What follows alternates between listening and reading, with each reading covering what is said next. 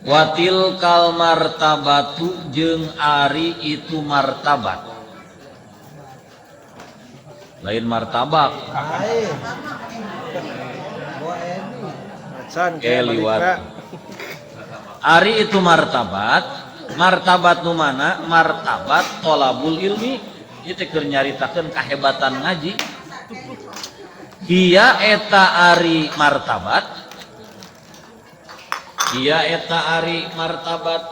allati eta anu tali anu nyandingan ieu lati martabat ngaji teh martabat anu nyandingan martabatan nubuwati kana martabat kanabian. Jadi tina martabat kanabian turun teh darajat teh langsung kana martabat kadarek ngaji. Satangga nya ngagiclek urang teh anu ngaji teh. Wa jami'u maratibil mu'minina jeung ari sakabeh martabat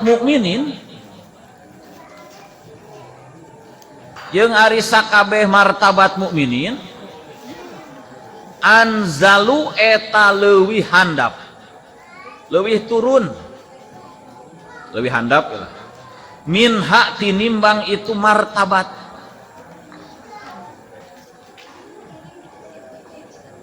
Jadi sakabeh mukminin nu rajin ibadah, rajin wiridan, rajin nanaon bae oge kabeh darajatna dihanapeun ngararaji kabeh oge.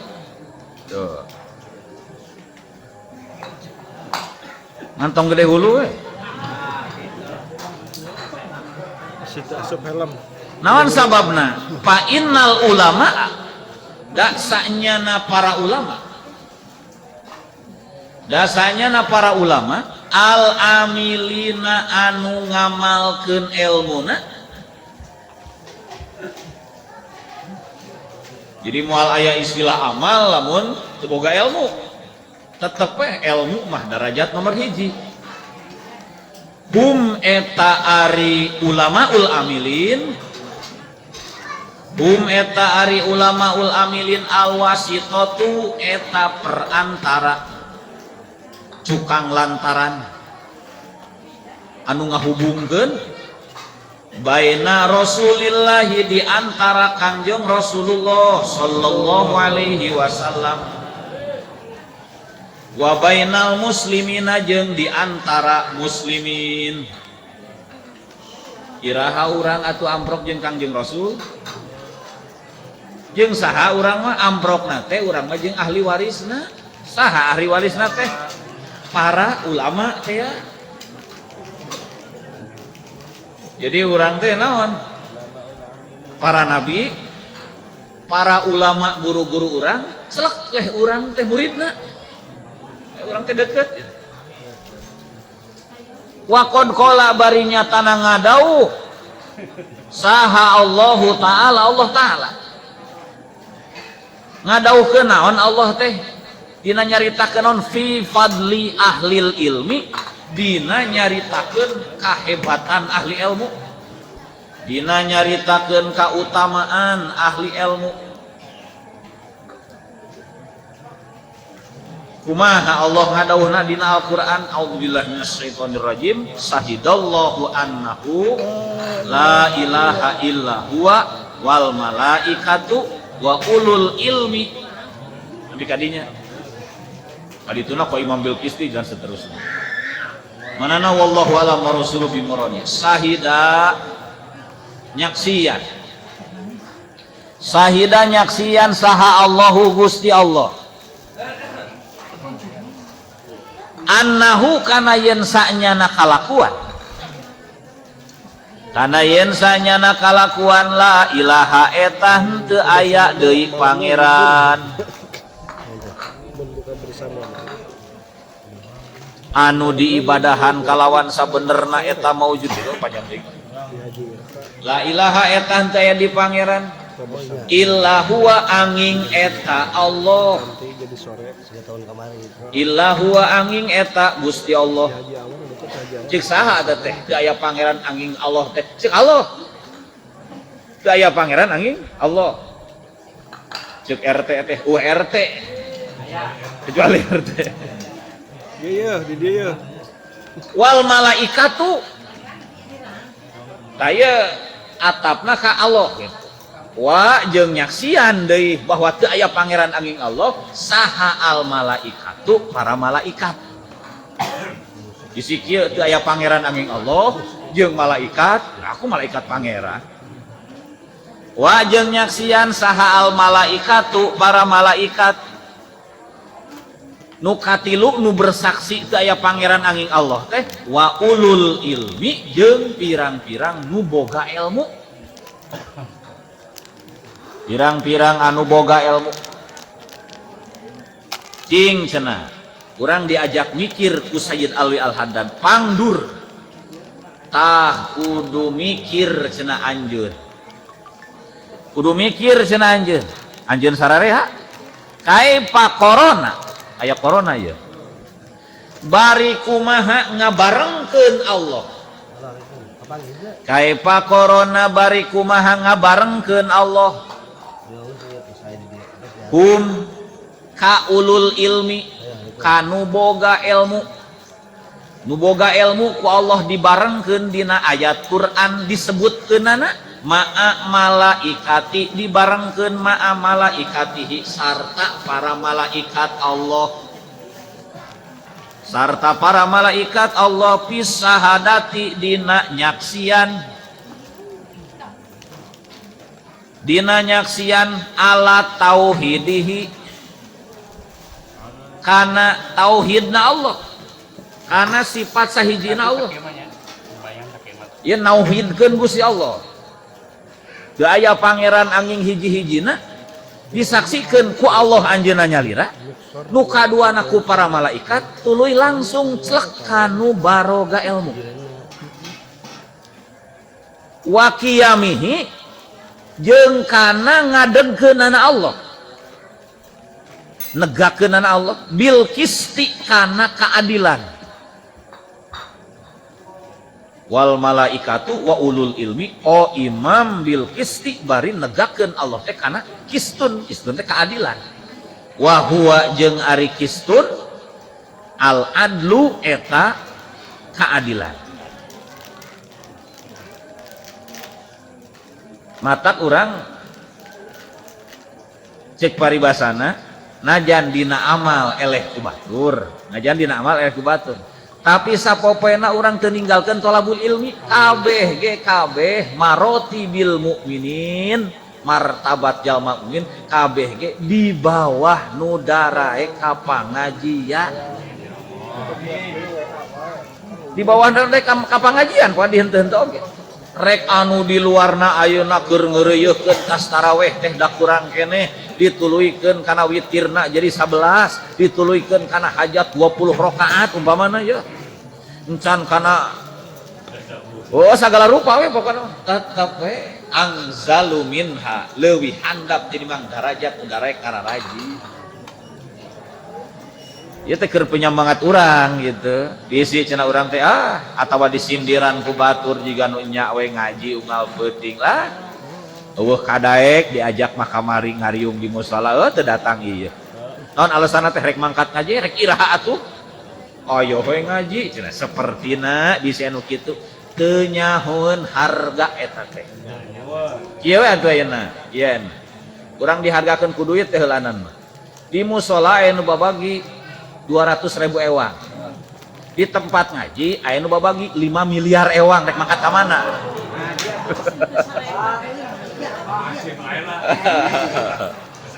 sepertina lamun nek diduitkeun nek hitung-hitungan gitu hampura moal tiasa ka musala naon tuh abdi apriogi ka ditu jauh-jauh ka dieu ka Sarwijan umpamana teu nyahoeun 5 miliar di ditu tambak teu nyahoeun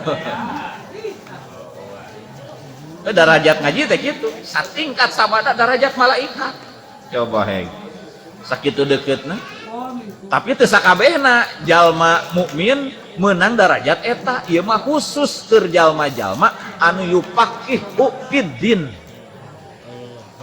ku Allah dibere naon dibere pangarti urusan agama, dikersakeun ditulungan ku Allah, ditaupekan ku Gusti Allah, daek mangkat ka pangajian. Oh eta mah moal.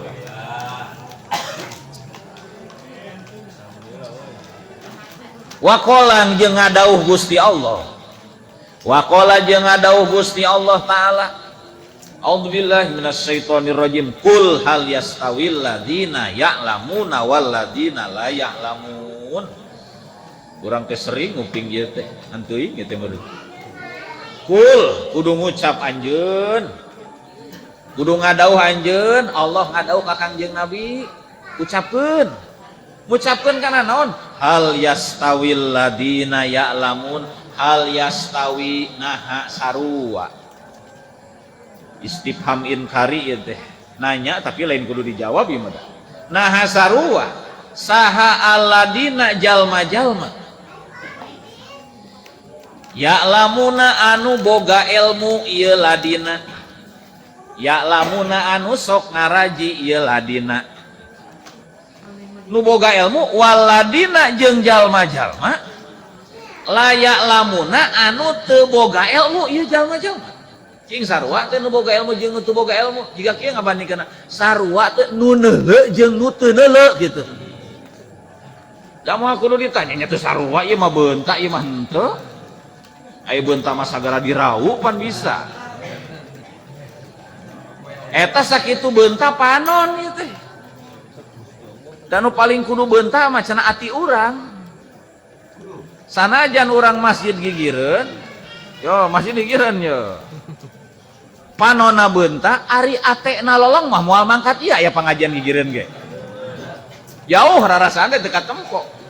Weh. Tapi kali itu mah ka Pondok Bali deukeut rarasaan teh moal jeujeur. Beda jeung nu naon, jeung anu beunta hatena. Cek paribasana panon tunduh ari hatena beunta mah ngagidig we bari tunduh-tunduh ge. Atawa nepi ka aya panonna teh teu ningali hayang dibawa ka kanu ngaji cenah kitu. Panonna tah hirup ngan peda riweuh we nu mawana. Sarua teh cenah nu ngaji jeung nu teu ngaji, naon tafsiranana? Ae la yastawun. Ae la yastawuna tegasna mah henteu sarua. Itu nu ngaji jeung nu teu ngaji atawa nu nafsiran ae la yastawiyani. Teu sarua ladina ya'lamun jeung ladina la ya'lamun. Nu daek ngaji jeung nu teu ngaji atuh teu sarua. Tong boro ngabandingkeun jeung nu boga ilmu jeung nu mangkat ka pangajian we teuing ilmuna mah teuing nyangsang teuing henteu eta ge geus moal kaudah. Karek mangkat tunggul oge. Pan naon cenah? Eta teh naon? Nu eta teh teh. Poho deui teh, poho deui teh. Mimitina teh teuing naon? Anu mangkat ka pangajian cenah. Sok sanajan manehna teu bebeunangan nala sab'a karomat maka ku Allah bakal dibere 7 kamuliaan. Eta teh nu teu katewak teh. Nu teu katangkep. Ditanya balik teh, tas naon teh teu nyaho. Poho deui. Nyaho. Pokona tadi mangkat teh pokona mah teu nyaho nu disampeting naon. Eta nu kituna teh nyaritakeun nu kitu bakal dibere 7 kamuliaan. Di antara nu 7 kamuliaan teh di antarana naon? Dosa-dosana ku Allah dihampura. Sedangkan sagala rupa oge rek doa rek urusan urang di dunia sulit teh tina sabab dosa urang. Ari urang ayeuna boga urusan, boga kahayang, boga pangabutuh, tuluy ternyata urang teh yeuh kitu ari nu nyubadanan pangabutuh kahayang urang saha sabenerna? Gusti Allah. Lamun Allah teu ngawidian moal. Ngan Allah teh rek nyubadanan kana diri urang teh sok kahalangan ku kokotor dina diri urang. Naon kokotor? Panon kotor, jeuli kotor, letah kotor, keleper kotor. Kalalotor.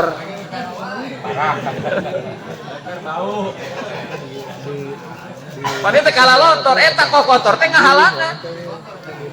mata kurang hese diijabah teh gitu loba diutak-atik teh eta kahalangan ku kotor kok kotor eta kurang kudu dibersihan di antara cara bersihan teh pan istighfar ngan istighfar teh hese da urang pan istighfar ku letah hungkul ngageluyur mah letah pan hate mah inget wae amanah mah inget nama ada malam Jumat iwal ti ka pangajian nu babari teh eta mah ngalengkah nama ngagidik nama incan diselah nama incan motor teh hampura geus dipurulukeun tah mata pantes mun ngaji awak teh sok kararampang gerah sok kararampang tas baru sugan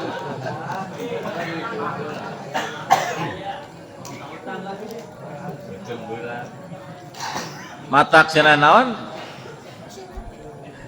itu teh poho deui teh Kade ka mama deui ya.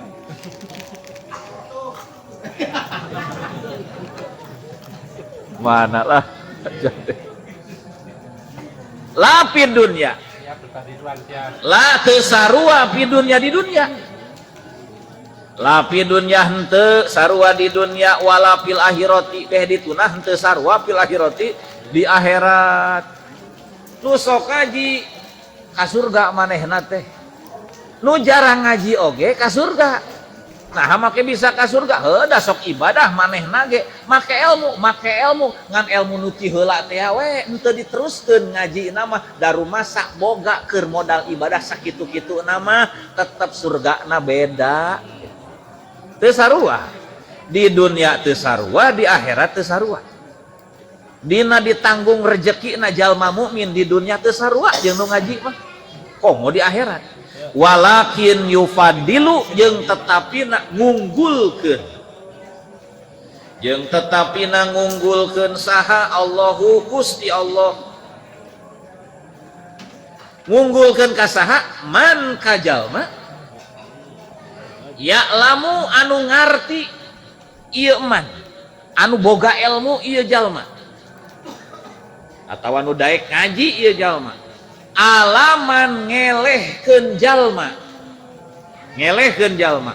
la ya'lamu anu teu ngarti ieu jalma teh ngabandingkeun jelema nu kumaha jalma Islam nu getol ibadah tapi kana ngaji dibahasakeun ibadah teh di mana-mana amal make ilmu jadi lain dia ibadah teh aya jelema getol ibadahna ngaji mah tiba baheula karang ngaji meureun ibadah make ilmu henteu lain ibadah nu kitu mah ceuk Imam Ghazali ge teu disebut ibadah kecuali make ilmu disebut salat teh lamun make ilmu salat disebut puasa lamun make ilmu puasa tah ngabandingkeun nu ngaji teh jeung jalma anu getol salat getol ibadah bari make ilmu ngan kana thalabul ilmi jarang ara we thalabul ilmi tah ngabandingkeun jeung nu kitu eta teh teu kurang cenah perbandingan teh 700 tingkat satingkatna perjalanan 500 tahun padahal nu ngajina mah teuing getol ibadah mah ting teu ieu ngabandingkeun ngajina we ieu mah lain berarti hartina tarasro sok hari salat mah paling salat 5 waktu hungkul nu wajib puasa Ramadan hungkul eleh we rajinna ku itu mah puasa lagi unggal poe unggal puting tahajud tarasare sok thalabul ilmi tara ku thalabul ilmi mah eleh anger gunung ngaji mah najan balik ngaji kerek lain ka subuh kerek deui Omoan.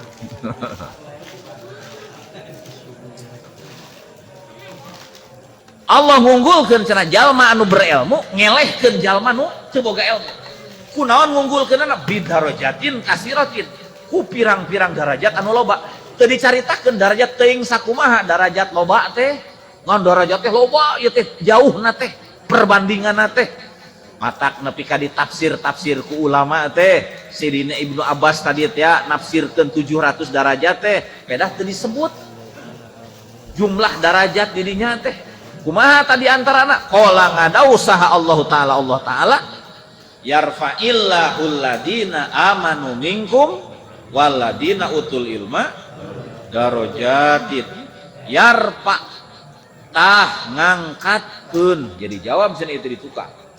Yarfa tah ngangkatkeun saha Allahu Allah ngaluhurkeun alladina kajalma-jalma amanu anu iman ieu jalma-jalma mingkum ti jajaran aranjeun. Ieu jalma beriman teh imana bener sok ibadah. Waladina jeung Allah ngangkatkeun deui aladina kajalma-jalma utu anu dibere ieu jalma-jalma nu dipaparinan ieu jalma-jalma al ilma kana ilmu sajabana iman teh getol ngaji ieu mah getol tolabul ilmi kana sakumaha Allah ngangkatkeun anak darajatin kana pirang-pirang darajat. Ieu darajatin nisbatna kasaha alladina utul ilma kajalma nu boga ilmu. Itu pan nyaritakeun kieu Allah ngaluhurkeun darajat kajalma nu boga iman jeung kajalma-jalma anu dibere ilmu mang pirang-pirang darajat. Sing ari mang pirang-pirang darajat ka mana arahna? Nah kanu jeung nu boga iman atawa kanu sok ngaji nu ditungtung? Kanu sok ngaji ditungtung. Ulama nafsiran deui.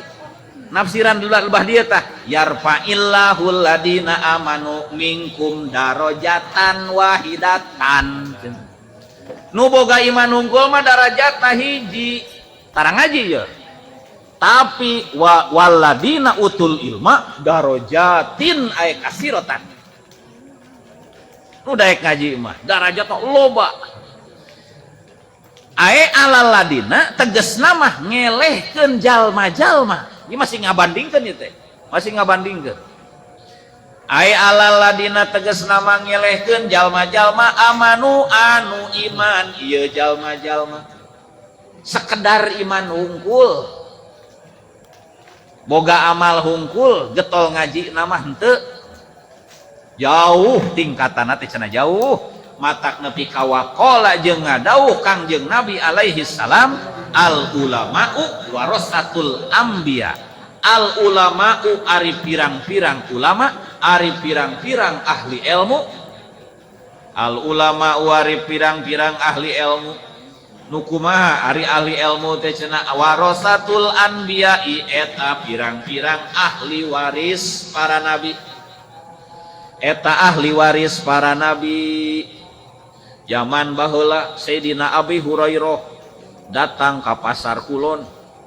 Sugan mun baheula aya pasar Kulon. Aya. Ka pasar Kulon. Ari maneh keur naraon di dieu itu tuh kabita. Aya naon kitu Abu Hurairah? Itu Kangjeng Nabi keur babagi warisan. Lain Kangjeng Nabi, itu warisan Kangjeng Nabi keur dibagi-bagi di masjid. Itu beja-beja. Oh yuna pasar dikosongkeun ngabring. Ka mana? Ka masjid. Ari pas ditinggali ka masjid teh, mana nu ngabagi warisan? Diteang lah si Nabi Hurairah. Cenah ceuk anjeun warisan Kangjeng Nabi dibagi-bagi. Meureun nu katempo ku anjeun naon? Katempo teh anu keur salat, aya nu keur thalabul ilmi ngariung, aya nu keur maca Quran. Heueuh eta warisan Kangjeng Nabi teh. Ai marukan maneh naon atuh? Eta warisan Kangjeng Nabi teh cenah tah. Nyok kieu mah aing mah mal mangkat. Lain berarti ieu nyarek usaha lain. Ngan usaha urang ulah ngahalangan kana thalabul ilmi urang.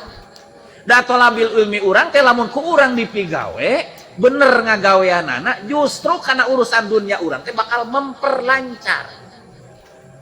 Piraku atuh ayeuna urang. Urang teh hamba Allah. Hamba Allah. Kanu teu ngaku ka Allah wae ge Allah ngarizkian, piraku kanu ngaku kanu ngabdi ka anjeunna. Saking ku bageurna Allah, saking ku rohmanna Allah, welas asihna Allah, ka jelema kafir ge kasasatuan oge, sakitu tara salat, tara ngaji, tara dirizkian daek urusan mah komo kanu ngabdi ka anjeunna. Ngan bedana teh kitu hungkul, lamun jelema sekedar banting tulang ngusahakeun kacape neangan urusan dunya tanpa naon ibadah ka pangeran, rizki ku Allah dibikeun, katenangan hirup ku Allah dicabut. barokah na hirup ku Allah dicokot. Sakumaha duit na loba oge moal mata keunah anger Ujung kurang. teu geunah aya we beres ieu masalah datang masalah anyar encan ge anggeus datang deui ti ditu ti dieu naon sababna urang-urang keneh mangna ku Allah dicepret oge sabab maneh teu eling ka kami mata kudu dicepret aya nu eling mah kudu dicepret. Ayo urang teh sok tara ingat kadinya. Innal anbiya asanyana para nabi 3 menit deui. Sanyana para nabi lam yuwarisu eta henteu ngawariskeun anbiya. Ari ulama teh ahli waris para nabi, sementara para nabi teu ngawariskeun, teu mere warisan dinaron kana dinar, duit emas teh. Wala dirhaman jeung henteu kana dirham. Mun dipanjangkeun mah wala pulusan rupiahan dolaran kaituna pound sterlingan. Naon realan. Gacoan gitu teh. Tutup. Caritakeun we sakieu. Realan. Para nabi teh teu ngawariskeun dinar, teu ngawariskeun dirham, teu ngawariskeun harta banda. Naon atuh nu diwariskeun ku para nabi teh? Wa innama warasu jeung pasti nak ngawariskeun anbiya para nabi teh ngawariskeun al ilma kana ilmu al hadisa kudu neruskeun anjeun kana ieu hadis teu diteruskeun naon aya kelanjutanna teh wa innama warasul ilma paman akhadahu akhadha bihaddin wafir sahajalma anu nyekel warisan kangjeng nabi daek ngaji teh ya faqad akhadha bihaddin wafir maka sarua jeung nyokot bagian anu sampurna. Atak di naon dina eta oge may yuridillahu bi khairan jalma anu ku Allah rek dibere hade naon di dieu ai khairon kamilan kahadean anu sampurna naon tah yupaqihu fiddin ku Allah bakal dibere taufik daek ngaji kitu hungkul jadi nu daek ngaji mah khairna ge lain khair biasa-biasa khairon kamilan kahadean anu sampurna. Sementara lamun jelema ayeuna dibere iman hungkul eta geus dibere hoer eta ngan teu kamil teu sampurna. Nu sampurna mah sajabana dibere iman teh dibere jeung daek ngajina maka eueuh deui cenah amalan di akhir zaman nu pangtohagana iwal ti mangkat ka pangajian. Wassalamualaikum warahmatullahi wabarakatuh.